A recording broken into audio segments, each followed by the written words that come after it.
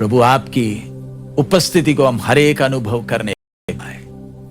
अपने आप को आपके चरणों में समर्पित करते हैं। यीशु मसीह के मधुर नाम से हम मांगते हैं, आमीन।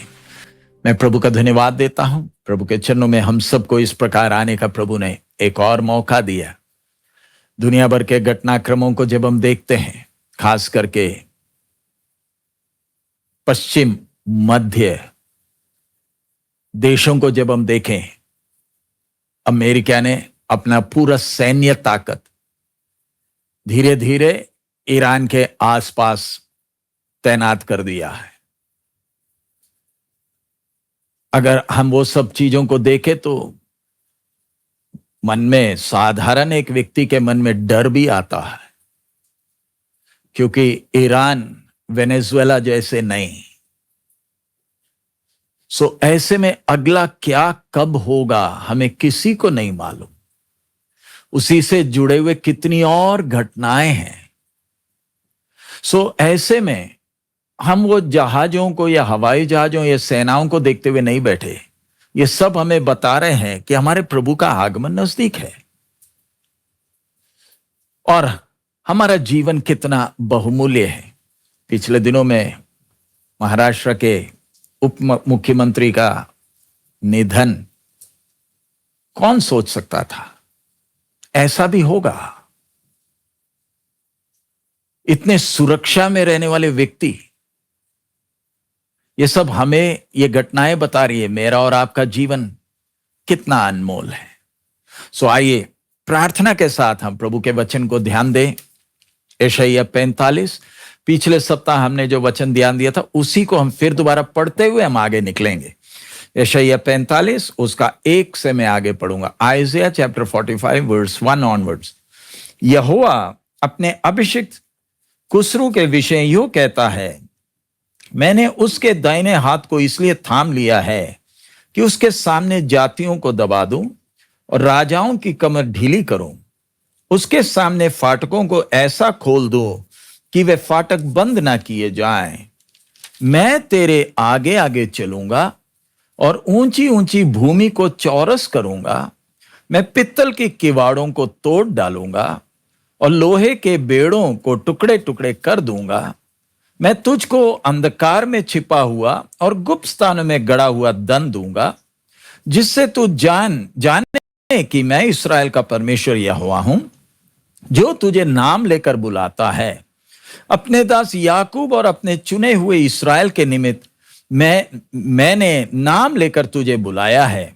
यद्यपि तू मुझे नहीं जानता तो भी मैंने तुझे पदवी दी है। मैं यहोवा हूं, दूसरा कोई नहीं, मुझे छोड़ कोई परमेश्वर नहीं। यद्यपि तू मुझे नहीं जानता तो भी मैं तेरी कमर कसूंगा, जिससे उदयाचल से लेकर अस्ताचल तक लोग जान ले कि मुझ बिना कोई है ही नहीं। मैं यहोवा हूं और दूसरा कोई नहीं है। इतना हमने वचन पिछले सप्ताह पढ़ा था और उसमें से कई बातों को ध्यान दिया था। इधर मैं सिर्फ एक बात आपके सामने लाना चाहता हूं। 4 वचन में लिखा है, अपने दास याकूब और अपने चुने हुए इस्राएल के निमित्त मैंने नाम लेकर तुझे बुलाया है। यद्यपि तू मुझे नहीं जानता तो भी मैंने तुझे पदवी दी है। इंग्लिश में आइज़ाया चैप्टर 45 वर्स 4. यशायाह प्रवचन 45 अध्याय 4 वाक्यમાં જ્યાં વાંચે છે। हम जब परमेश्वर का वचन, प्यारे अजीजों, हम जब पढ़ते हैं, समय निकालकर इन वचनों को हम ध्यान देते हैं। बाकी कितने किताबें हैं लोगों ने लिखी हैं, दुनिया के लाइब्रेरीज, उधर सब कितनी किताबें हैं, कितने विषयों में हैं। लोग उधर मेंबरशिप लेते हैं, किताबें लेते हैं, पढ़ते हैं। स्कूल में, कॉलेज में कितना कुछ पढ़ाया जाता है, लेकिन उन सारी पुस्तकों को आप एक तरफ रख दें। धर्म के अन्य अन्य धर्मों के अपने अपने बड़े बड़े ग्रंथ हैं, जिनको पढ़ने के लिए, सीखने के लिए लोग समय लगाते हैं। बाइबल के विषय में भी कितने लोग हैं इसमें डिग्रियां प्राप्त करते हैं, अलग अलग डिग्रियां हैं। लेकिन यह पुस्तक मनुष्य के द्वारा लिखा नहीं है, यह परमेश्वर की आत्मा के द्वारा लिखा गया परमेश्वर का वचन है। पिछले दिन किसी ने कमेंट भी किया था, ठीक है हम मानते हैं मूर्ति उसमें कोई जान नहीं, लेकिन परमेश्वर अगर है तो दिखता क्यों नहीं है? प्यारे अजीज, सूरज को आप सीधा देख सकते हैं क्या? वो एक सृष्टि है। सूर्य ग्रहण जब होता है, नंगी आंखों से हम देख नहीं पाते, उसके लिए विशेष तौर पर तैयार किए ऐनक लगाने पड़ते हैं, नहीं तो हमारी आंख की रोशनी चले जाए। अगर सूरज में इतनी ऊर्जा, इतना प्रकाश है, तो जो इस सारी सृष्टि को बनाने वाला सृष्टिकर्ता, पालनहार, तारनहार मेरे और आपके सामने प्रत्यक्ष रूप में अगर खड़ा हो जाए, हम खड़े रह पाएंगे क्या? हम उसे देख पाएंगे? अगर वो प्रकट हो जाए, क्या मनुष्य इस पृथ्वी में रह पाएगा? उस सृष्टि का बनाने वाला है। पुराने नियम में जब हम देखें, इस्राएली लोग 3 दिन लिए अपने आप को तैयार करने के लिए, शुद्ध हुए, और सिनाई में जब परमेश्वर अपनी थोड़ी महिमा से साथ उतरा, 32 लाख से भी ज्यादा की भीड़ जान लेकर भागी। बोले हमसे परमेश्वर बात ना करे, हम सह नहीं पाएंगे। प्यारे अजीज, ये परमेश्वर का वचन जब लिखित तौर पर हमारे सामने है, ये इसलिए कि मैं परमेश्वर के स्वभाव को समझूं। मैं उसके वचन को मनन क्यों कर रहा हूं? ताकि परमेश्वर जो सारी सृष्टि का बनाने वाला है, मेरा रचने वाला है, उसकी इच्छा को पहचानूं। इधर परमेश्वर चौथे वचन में क्या रहा है? अपने दास याकूब और अपने चुने हुए इस्राएल के निमित्त मैंने नाम लेकर तुझे बुलाया है। यानी कुसरू राजा के विषय में है। कुसरू राजा, उससे परमेश्वर कह रहा है, मैं तेरे लिए सारा कुछ करूंगा, दरवाजे खोल दूंगा, गुप्त धन भी दूंगा, सब कुछ तुझे दूंगा, तेरा दाहिना हाथ पकड़ के तुझे चलाऊंगा। ये सब मैं इसलिए कर रहा हूं, तेरे लिए नहीं, तेरे लिए नहीं है। इससे हमने परमेश्वर के स्वभाव को समझना। परमेश्वर ने जब हमें बनाया, हमारे जीवन में सारी बातें परमेश्वर जब कर रहा है, ध्यान रखें, ये हमारे लिए नहीं है। हमारे साथ गलती क्या हो जाती है?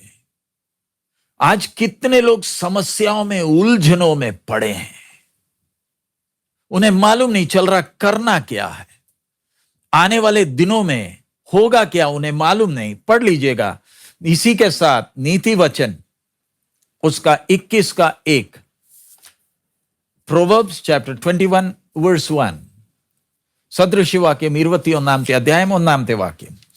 राजा का मन नालियों के जल के समान यहोवा के हाथ में रहता है, जिधर वो चाहता उधर उसको मोड़ देता है।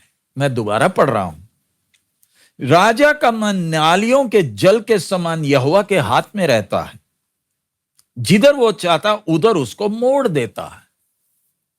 आज इंसान, आप और मैं, या जो कोई भी है, चाहे अधिकार में हो चाहे कहीं भी हो, मेरी सोच है कि मेरा जीवन है, मैं योजनाएं बनाऊंगा, मुझे तंदुरुस्ती भी है।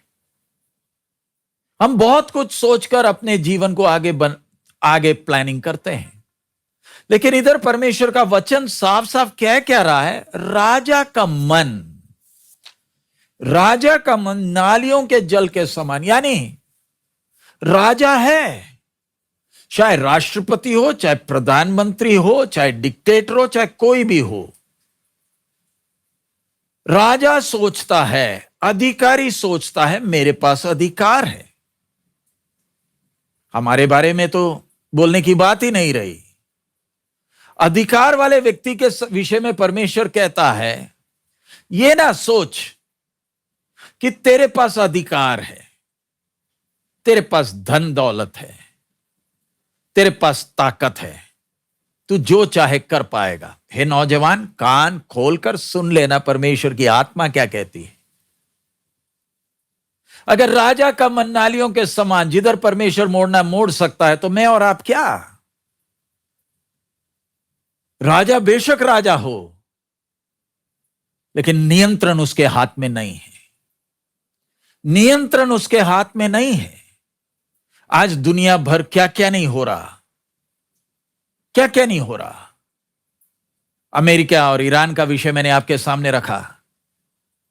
देश के अधिकारी सोचते हैं हम करेंगे। भाई, तू मिट्टी है, तू मिट्टी है, तू घास का फूल है, तू पानी का बुलबुला है। आज जो भी आवाज सुन रहा है, मैं प्रार्थना करता हूं आप और मैं परमेश्वर के आवाज को पहचान पाए। चाहे कितना भी बड़ा धर्म गुरु हो, चाहे कितना भी बड़ा प्रेरित हो, भविष्यद्वक्ता हो, अधिकारी हो, मैं घास का फूल हूं। जो वो चाहता है वही होगा, और वो अपनी मर्जी ही करता है, और उससे कोई सवाल पूछ नहीं सकता। अब जैसे पिछले दिन एक हवाई दुर्घटना हवाई अड्डे में ना हुआ है, हवाई पट्टी से 100 गज दूर ही तो पड़ा है हवाई जहाज, दूर कहीं थोड़ी पड़ा है। हवाई जहाज में कोई कमी नहीं। अच्छे अनुभवी पायलट्स हैं। गलती किधर हुई, गलती कैसे हुई, ढूंढते ढूंढते तो टाइम लग जाएगा, लेकिन आखिर वचन कहता है, हे कुसरू, मैं तुझे ये सब क्यों दूंगा? अपने दास याकूब, उसके कारण, तेरे कारण नहीं, तेरे लिए नहीं। मैं और आप, हम आज सुबह जब वचन सुन रहे, अपने आप को जांच कर देखें। मैं अपने जीवन को देखता कैसे हूं? मेरे पास जो कुछ है उसको मैं देखता कैसे हूं?